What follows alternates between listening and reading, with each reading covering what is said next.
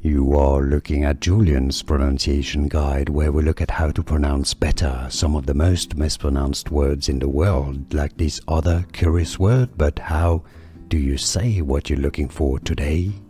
Let's learn once and for all how to pronounce these words. If you want to learn how to pronounce more vocabulary like this that is confusing, stay tuned. I've got tons for you coming up. Two different ways of pronouncing it: British English and American English pronunciation. So the British English pronunciation is generally as temporary, and essentially you have the second and third syllable, the pora, that is simply pronounced pr. Temporary. You can essentially ignore the O. Now, in American English, it's pronounced as temporary. So, in the US, temporary. In England or in the UK, temporary.